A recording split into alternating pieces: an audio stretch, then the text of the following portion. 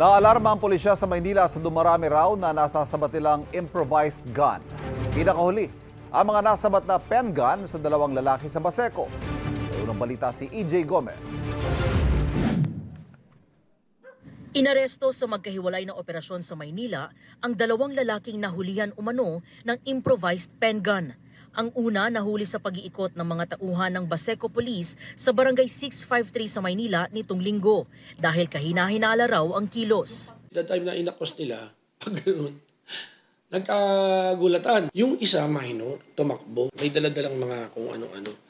And upon opening doon sa sako, nakita nila mayroong dalawang pen gun at saka may mga panggawa.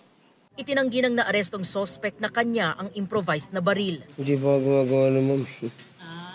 Hindi ko ang gumawa. So, paano ka nakakuha? Hindi po sa akin yun, ma'am. Sino nagbigay?